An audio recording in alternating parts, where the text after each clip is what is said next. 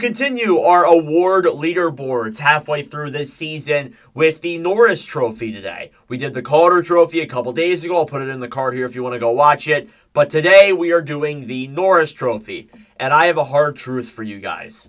Unfortunately, the Norris Trophy, which is awarded to the best defenseman, is a lot of the time based off of points. And I really wish I could make a leaderboard that was based off of really good two-way defenders, but I hate to say it to you guys, it's mainly based off of points. It's become an offensive award, and I think we kind of have to look at it from that perspective, even though I do have some contradicting takes with that statement. So let's get straight into it. Starting off with number 10, coming out from the Utah Hockey Club, Mikhail Sergachev. Sergachev this season has played 39 games, played has 8 goals, 20 assists for 28 points. You know, Utah has had a lot of injuries this season, and a lot.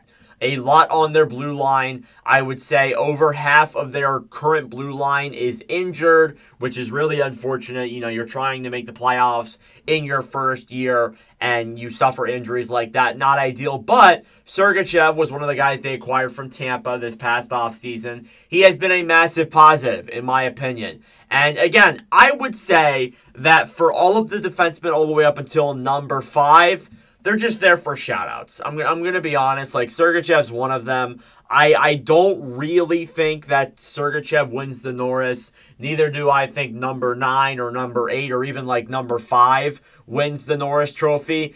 It's really the top 3 or 4 that could contend for it, and then after that, it's kind of just, guys you give shout-outs to. So, really unfortunate how the Norris Trophy works, but that's how it works for every award, to be honest with you. So, moving on then to number 9, you have Jacob Chychrun. Now, some may argue that Jacob Chychrun should be higher. I wouldn't entirely disagree with you, but Chychrun so far this year, through 34 games with the Capitals, has 11 goals, 16 assists for 27 points. He has that many points tied for the least amount of games played on this list. So, yeah, Chychrun has been great for the Washington Capitals. Was acquired for, a third-round pick and Nick Jensen in the free agency trade that happened that day. And he has been awesome for the Capitals. It has been clearly a really good fit. His defensive game, definitely something to be worked on for sure. But again, he is a offensively minded defenseman, so it makes some sense. But yeah, Chychrun, really good acquisition there from the Capitals this past offseason, and he has looked awesome with the team so far this season. And if he has another really good second half, who knows? Maybe he gets higher in the leaderboard.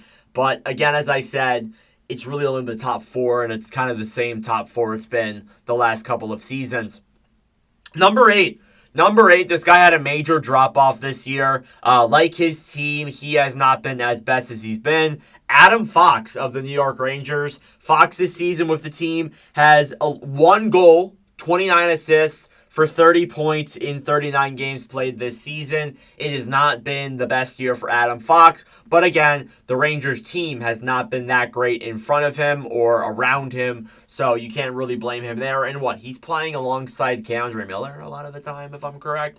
That's not ideal. So again, I think that for Fox, definitely could be better, but he's still having a good season by his standards. I think he's still having a solid year. Just the Rangers have not been that great, which as a result, it brings you down a little bit in Norris leaderboards and individual leaderboards as well, which sucks, but I still think Fox is a good defenseman, and hopefully the second half of the season treats him better. Number 7 is actually Victor Hedman of the Tampa Bay Lightning. We're moving relatively fast here. Hedman, 35 games played, 5 goals, 24 assists for 29 points. Has been another one of those defensemen where he's in the race, he's in there. I don't think he wins it at this point in his career. He's still been very good this season, but he's not over the top, really good. He probably will be 5th or 6th in Norris voting, but I still don't think he's necessarily going to be a top contender for the trophy. And again, that should not surprise anyone the slightest. I think Hedman is still a really good defenseman, but he's just not at that point in his career. Maybe he wins one more, but I don't think he's going to be in the top 3 this year for the Norris Trophy. Number six, this guy had a really good playoffs. Actually had a pretty good season last year. This year he's fallen a little bit back down to earth, but that might be because his blue line around him isn't as great as it was last year. Evan Bouchard. Bouchard this season, 38 games played, 4 goals, 27 assists, 31 points. Still, without a doubt, the number one defenseman for the Oilers. Has had some big defensive troubles this season, though. A lot of not so great plays. But then the next night, he will go and score like a highlight reel goal and prove that he is one of the better offensive defenders in the league. So I wouldn't be surprised if Bouchard ends up being top 5 or top 3 in voting. Again, he's just outside my top 5. But I think at least this year, I don't think he's a top contender for the trophy. And some people might disagree with that, but I just don't really see it, at least through the first half of the season. Again, I feel like he makes too many mistakes defensively. He is getting points, but not enough points for me to put him higher in this leaderboard, to be honest with you guys. Next up, at number 5, I have Shea Theodore of the Vegas Golden Knights, one of the more underrated defensemen in the league. And I think with Vegas being as good as they've been this year, Theodore is finally getting some recognition. Theodore this season has 38 games played, 4 goals, 27 assists for 31 points this season. He has been, again, a big positive for Vegas. He's been one of their key factors in why they have been able to play so well. I would argue he's probably their number one. I think some may say Pietrangelo is their number one, but I think it's definitely debatable. I would say they're the 2 best defenders on the team, obviously. But I think Theodore is better offensively. Pietrangelo is more of a defensive-minded defenseman, if that makes any sense. Some may disagree with me there. But I do think still that these are 2 very good defensemen there in Vegas, and Theodore, for me, cracks into the top 5 in my leaderboard, and I just think he has been terrific this year for the Vegas Golden Knights, without a doubt in my mind. Number 4. All right, this is where things get interesting. This is where the talk is really going to start to happen. Zach Werenski at number 4. Some may argue that with what I said earlier, he should be number 2. But I put Werenski at 4 because I see it as rather unlikely he wins the trophy unless Columbus slips into the playoffs. If Columbus slips into the playoffs, he's top 3. But I feel like there are 3 other defensemen above him who have been better than him. But Werenski this season, having, again, an unreal year, has 40 games played, 12 goals, 33 assists for 45 points this season.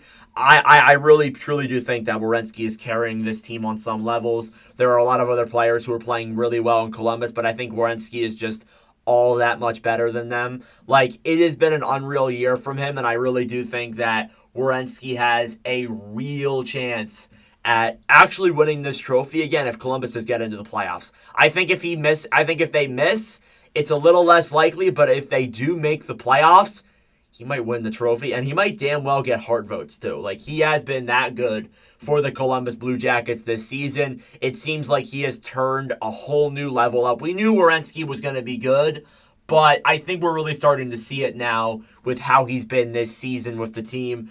Number 3, moving into the top 3, I have Josh Morrissey of the Winnipeg Jets. Morrissey this season, in 41 games played, has 4 goals, 33 assists, 37 points.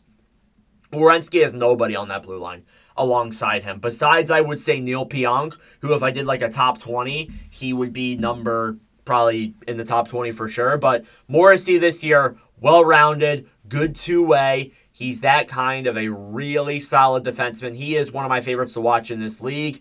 And everybody looks at Connor Hellebuyck, and I'm not going to deny that. Connor Hellebuyck has been absolutely awesome for the Winnipeg Jets. But I feel like Morrissey should get a lot of the credit there as well because he is probably the Jets' number 1 defenseman and probably their second best player outside of Hellebuyck on that team right now. Some may disagree with that statement, but I'm rolling with it. I think that Morrissey is really solid for Winnipeg. I've always liked him on the back end. It's good that he's finally getting to that potential that I personally knew he was going to be able to get to. Number 2. This is where it gets really controversial. You know who the 2 guys are that I'm gonna say. You just don't know what order. I'm going Cale Makar at number 2. Cale Makar of the Colorado Avalanche so far this season, 40 games played, 13 goals, 36 assists for 49 points. It's possible that he rebounds and wins the Norris Trophy again. I'm going to be honest. Number 2 and number 1, you guys should know who number 1 is, but I think it's razor close. It's interchangeable in my eyes. You could swap out number 1 and put Cale Makar there. You could do it the other way, like how I have it. It goes either way. I wouldn't even necessarily agree with you. If I had the option to do a tie, that's how I would do things here. I'm going to be honest. That's how I would do it. But number 2 for me is Makar. I feel like, yes, he's been the best offensive defenseman in this season so far, has the most points. I also want to say that I also think that there are other factors in that too, which is why I have Quinn Hughes at number 1. Hughes, 34 games played, 8 goals, 39 assists for 42 points this season with the Vancouver Canucks. The Canucks aren't even that good of a team this year either. The Pettersson versus Miller thing has really given a lot of headlines this year. And I think that what he has done with the Vancouver Canucks this season, even with all of that going on and all of the things we have heard, I think makes it even more impressive, to be honest with you guys. And I still really do believe that, like, he is so freaking good. Like, I still, and again, he's played the least amount of games of any defenseman on this list. He's tied with Chekrin for that mark. And I feel like, as well as that too, you got to look at who his D partner is. His D partner is what? Tyler Myers, right? And yes, I know Hronek is primarily that, but Hronek's going to be out for a long time. Hronek's been out for a lot of this season already. Makar has Taves.